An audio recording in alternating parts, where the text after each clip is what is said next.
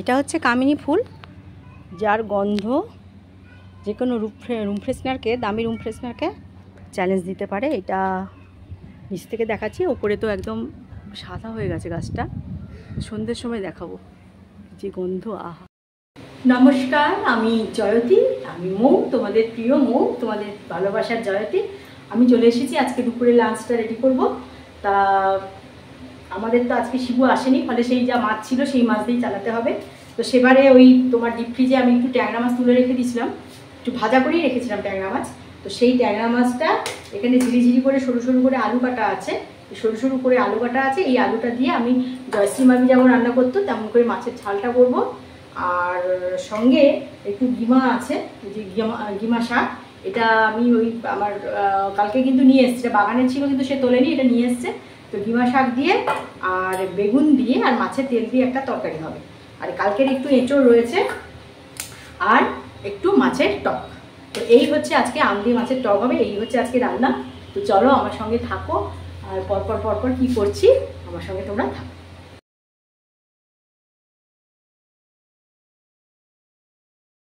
চলো ওই পাশে প্রথমে ট্যাংরা মাছটা বসিয়ে নিই, আর ও পাশে মাছটা, বাকি মাছটা একটু ভেজে নিতে হবে, কারণ আমার বরের একটু খুঁতখুতুই আছে, একটু মাছটা না ভাজলে হবে না।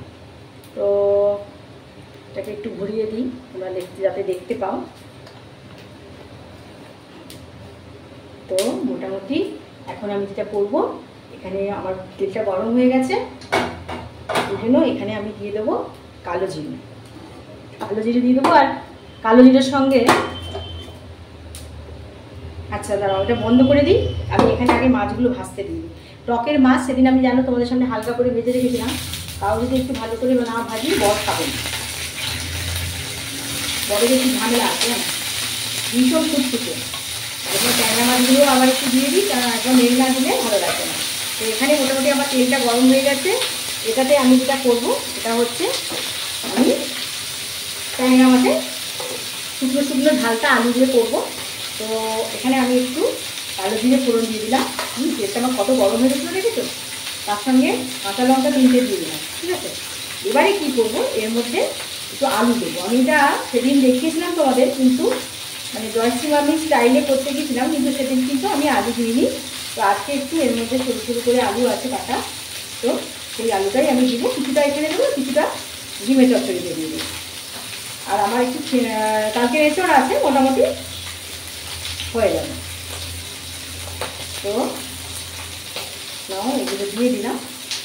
এবার একটু গ্যাসটা জ্বালাবো, গ্যাসটা একটু জ্বালালাম। গ্যাসটা জ্বালিয়ে এর মধ্যে আলুটা একটু ভাজা ভাজা হয়ে এলে তার মধ্যে মানে তারপরে এর মধ্যে পেঁয়াজ অ্যাড করবো। আগে একটু আলুটা ভাজা হয়। আর আমার যে ঢাকনাটা আছে, ঢাকানো থাক, খুব সুন্দর গন্ধ বেরিয়েছে, আলু ভাজার গন্ধ। আর এখানেও মাছগুলোকে একটু উল্টে পাল্টে নিই, তারপরে তো এখানে আমার অলরেডি আলুটা বেশ সুন্দর একটু ভাজা ভাজা হয়ে গেছে। তো এবার আমি এর মধ্যে দিয়ে দেবো পেঁয়াজ। এখানে আমার একটু পেঁয়াজ যাচ্ছে, অল্প পেঁয়াজ, খুবই কম আছে ট্যাংরা মাছগুলো। পেঁয়াজ দিলাম, তার সঙ্গে একটু রসুন দেবো, বুঝতে পেরেছো। রসুন, পেঁয়াজ, একটু লঙ্কার বাটা, একটু আদা বাটা। তো দেখেছিলাম না ডিপ ফ্রিজে, ফলে একটুখানি বরফ হয়ে গেছে। তো এখানে সঙ্গে একটু অ্যাড করে দেবো হলুদের গুঁড়ো। এর মধ্যে একটু আমি দিয়ে দেবো হলুদের গুঁড়ো আর খুব অল্প লঙ্কা গুঁড়ো।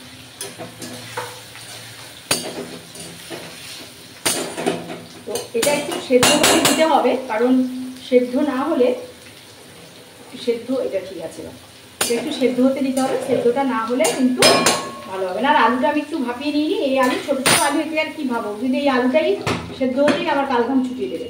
আর অলরেডি এখানে মাছটা ভাজা হয়ে গেছে। মাছটা তুলে নিয়ে এখানে আমার একটু মাছের তেল রাখা আছে, মাছের তেলটা ভাজবো, দিয়ে এখানে বেগুনটা ভেজে নেব।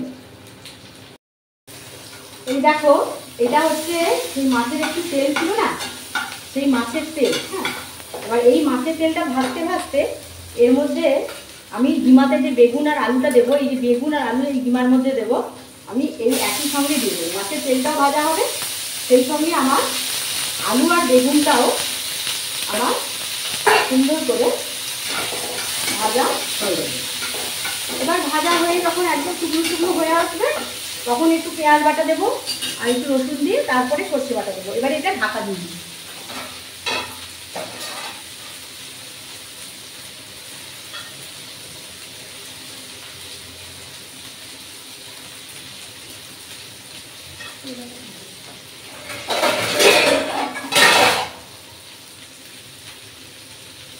এটা হচ্ছে ছোট ঢাকাটা।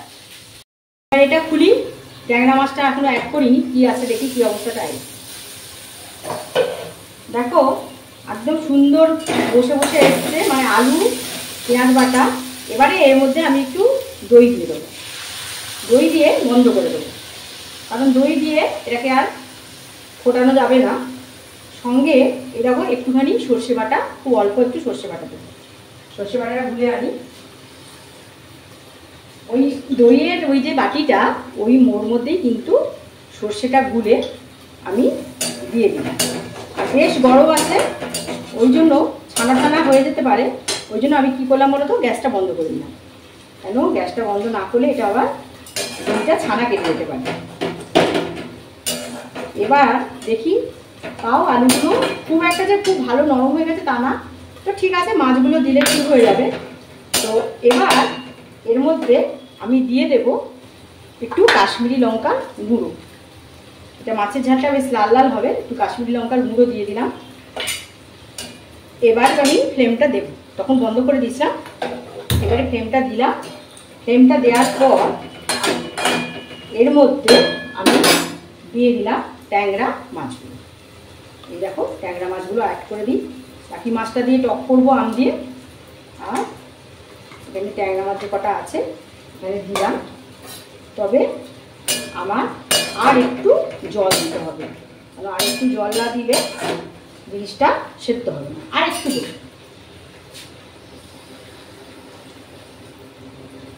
এইটা মানে এক বাটি দিছিলাম, আর একটু দিলাম, ব্যাস। জিনিসটা ফুটতে দিতে হবে, তো না ফুটলে তো ভালো হবে না। তো এটাকে এর মধ্যে দিয়ে দিলাম, ফুটতে থাকুক, দিয়ে ওটাকে আমি ওইদিকে ট্রান্সফার করে দিচ্ছি। তো এই দেখো আমার অলরেডি মাছের তেলের সঙ্গে সঙ্গে আলু আর বেগুনটাও বেশ ভাজা ভাজা হয়ে এসছে। আলু এখনও একটু সেদ্ধ হতে বাকি, তো হয়ে যাবে সেদ্ধ। বেগুনটাও হয়ে এসছে সুন্দর। এবারে এর মধ্যে আমি কি দিয়ে দেবো দেখো, এর মধ্যে একটু পেঁয়াজ, খুব অল্প একটু পেঁয়াজ দিলাম, পেঁয়াজ বাটা, আর পেঁয়াজটা ছাঁচাই আছে। আর এখানে একটু আদা বাটা আছে, একটু অল্প আদা বাটাও আমি দিয়ে দিলাম, খুব অল্প। তার মধ্যে অ্যাড করব একটু হলুদের গুঁড়ো, হলুদের গুঁড়ো দিলাম, একটু লঙ্কার গুঁড়ো দিলাম, আর খুব অল্প একটু রসুন দিলাম। মাছের তেল পড়ছে, আর দিয়ে দিলাম এইটুকু অল্প সর্ষে, যেহেতু ডিমের চচ্চড়ি টাইপের হবে তো জিনিসটা, সেই জন্য এটার মধ্যে একটু সর্ষে দিলাম। তো সমস্ত মশলা আর বেগুন আলু একটু ভালো করে আমি কষে নিলাম। আর যেটা হচ্ছে কি, নুনটা এখানেও অ্যাড করব, এই ডিমার তরকারিতেও নুনটা অ্যাড করব, করে মাখিয়ে ভালো করে ঘষে মানে মিশিয়ে দিয়ে এর মধ্যে আমি আস্তে করে ঢাকাটা দিয়ে দিই। আর এখানেও কিন্তু আমার নুনটা দেওয়া হয়নি, আর আজকে আমি টক দইয়ের সঙ্গে নুনটা মেশাইনি, তার জন্য কিন্তু এখানে আমার নুনটা, মাছের ঝালে নুনটা আমাকে দিয়ে দিতে হবে। দিয়ে দিলাম। তো মাছের ঝালটা ফুটুক, আর একটু হবে। তো অলরেডি এটা আমি একটু কষে তারপরে আসছি।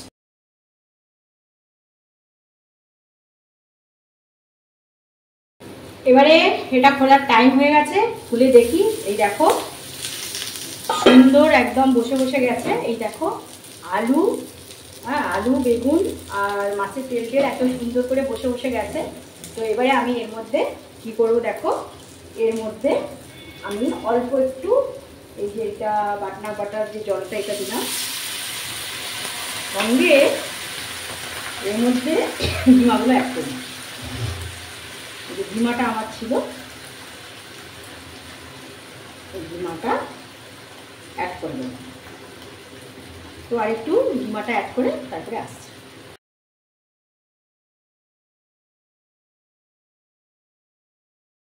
ডিমে দিয়ে যে তরকারিটা সেটা পুরোপুরি রেডি। তো এবারে আমি তার মধ্যে একটু বিরিয়ানি মশলা, জাস্ট একটু, অন্যরকম হয়, একটু হ্যাটকে হয়, ওই জন্য একটুখানি আমি দিয়ে দিলাম অল্প করে একটু বিরিয়ানি মশলা। তো এই যে এটা অলরেডি আমার হয়ে এসছে, শুকিয়ে শুকিয়ে গেছে। এটা আর আমি কিছু করবো না, জাস্ট একটু শুকনো ভাত, ঝরঝরা ভাত আর এই তরকারি একটু ব্যাস।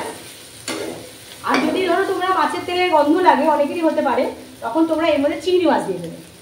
অনেকে তো মাছের তেলে গন্ধ করে, যেমন আমার মা একদমই খেতে পারে না মাছের তেল। তো ওই জন্য মায়ের জন্য কী করি, আমি দুটো চিংড়ি মাছ ভেজে দিই। মাছটা আমরা তেলটা দিয়ে করি, মায়েরটা বের করে তো চিংড়ি মাছ দিই। তো চলো এইভাবে করবে। ডিমাটা চটচট সাউন্ড পাচ্ছ ট্যাংরা মাছটায়, সেই চটচড়া সাউন্ডটা হচ্ছে। আর এখানে আমি টক বসাবো, সেই একই টক, একই জিনিস যেটা রোজই করছি। আমাদের বাবার টক ছাড়া একটুও ভাত খেতে পারি না, না আমার বর আর না আমি, ওই জন্য টক হবেই, আর সেই একই টক। তো চলো এইখানে জাস্ট এক ফোঁটা তেল দিলাম, একদম ফোড়নটা দেওয়ার মতন। সঙ্গে একটু পাঁচফোড়ন যেমন আমি দেই, তার মধ্যে সর্ষে মেশানো আছে, অল্প একটু পাঁচফোড়ন দিয়ে দিলাম, সর্ষে মেশানো পাঁচফোড়ন। তার সঙ্গে একটা শুকনো লঙ্কা, তারপরে দিয়ে দেবো আমগুলো। আজকে আর কোনো রকম কোনো সবজি দিচ্ছি না, বুঝেছো? আজকে আর কিছু সবজি দেবো না।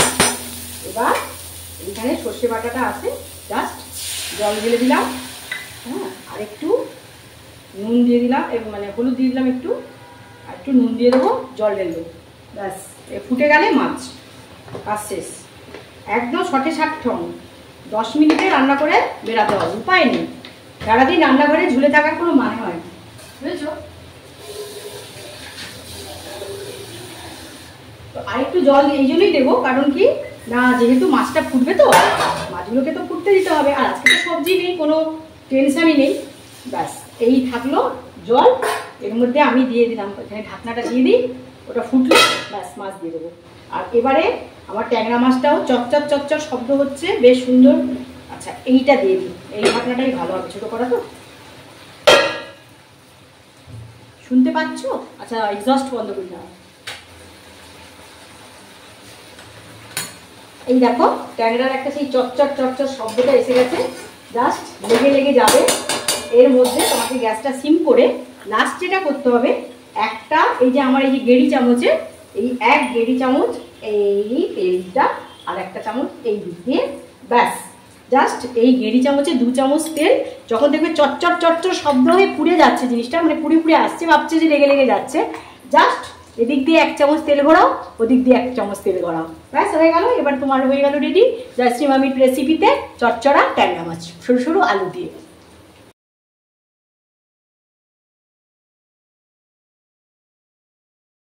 টকটা অলরেডি হয়ে গেছে। তো এবার এই টকের মধ্যে একটু আচার আচার টেস্ট আনতে, একটু আচার আছে আমার, সেই পুরনো আচার, সেই আচার একটু আমি এর মধ্যে অ্যাড করব, দিলে একটু আচার আচার স্বাদটা আসবে। টকের যে স্বাদটা আরও খোলতাই হবে। অন্যদিন তো একটু সর্ষের তেল দেই, আজকে আর সর্ষের তেল না দিয়ে একটু আচার ছিল, সেই আচারের তেল একটু দিয়ে দিলাম। মোটামুটি রান্না কমপ্লিট। আর এতক্ষণ চুলটা মুড়ানো ছিল, কারণ চুলটা থাকলে, খোলা থাকলে রান্না করতে প্রবলেম হয়। এবার একটু ছেড়ে দেবো, শুকিয়ে যাবে, চুল শুকিয়ে যাবে। মোটামুটি একটু শ্যাম্পু করেছি। তো কী কী রান্নাগুলো করেছি তোমাদের সঙ্গে একটু শেয়ার করি।